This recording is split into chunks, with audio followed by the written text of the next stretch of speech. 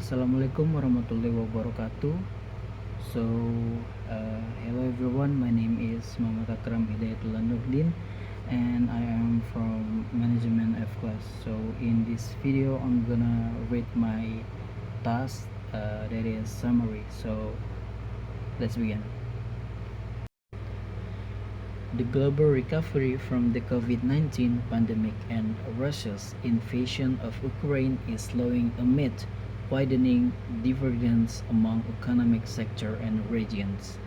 The World Health Organization (WHO) announced in May that it no longer considers COVID-19 to be a global health emergency.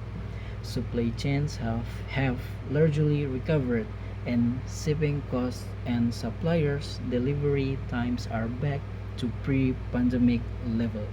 But force that hindered growth in 2022 persists. Inflation remains high and continues to erode household purchasing power. Policy tightening by central banks in response to inflation has raised the cost of borrowing, constraining economic activity. Immediate concerns about the health of the banking sector have subsided, but high interest rates are filtering through the financial system, and banks in advanced economies have significantly tightened lending standards, curtailing the supply of credit. The impact of higher interest rates extends to public finance, especially in poorer countries, grappling with elevated debt costs, constraining room for priority investment. As a result, output losses compared with pre-pandemic forecasts remain large, especially for the world's poorer nations. At the same time, non-service sectors including manufacturing have shown weakness, and high-frequency indicators for the second quarter point to a broader slowdown in activity. Amid softening consumption of goods, heightened uncertainties regarding the future geoeconomic landscape, weak productivity growth, and more challenging financial environment. Firms have scaled back investment in productivity capacity. Gross fixed capital formation and industrial production have slowed sharply or contracted in major advanced economies, dragging international trade and manufacturing in emerging markets with them. International trade and indicator of demand and production in manufacturing all point to the further weakness. Excess savings built up during the pandemic are declining in advanced economies, especially in the United States, implying a slimmer buffer to protect against shocks, including those to the cost of living and those from more restricted credit availability. Global growth is projected to fall from 3.5% in 2022 to 3.0% in both 2023 and 2024 on an annual average basis. Compared with projections in the April 2023 WEO, growth has been upgraded by 0.2 percentage point for 2023 with no change for 2024. The forecast for 2023 until 24 remains well below the historical annual average of 3.8%.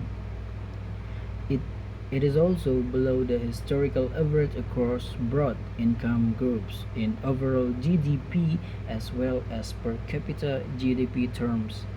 Advanced economies continue to drive the decline in growth from 2022 to 2023, with weaker manufacturing as well as idiosyncratic factor offsetting stronger service activity.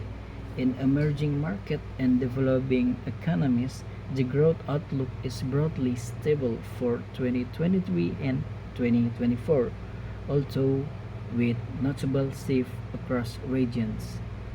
On a year-over-year basis, global growth bottomed out in the fourth quarter of 2022. However, in some major economies, it is not expected to bottom out before the second half of 2023.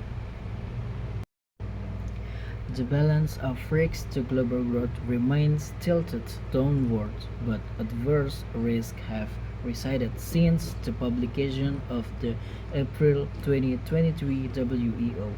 The resolution of U.S. debt ceiling tension has reduced the risk of destructive rises in interest rates for sovereign debt, which would have increased pressure on countries already struggling with increased borrowing costs.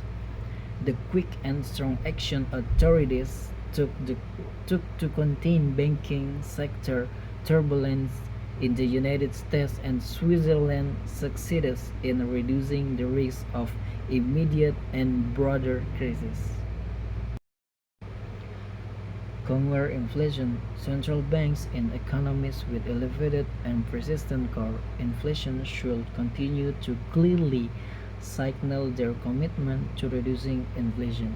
A restrictive stance with real rates above neutral is needed until there are clear signs that underlying inflation is cooling. Multilayered uncertainty complicates the task for central banks. Level of neutral rates and lengths of policy transmission are difficult to estimate with confidence, and the potency of transmission mechanism may differ across economic sectors.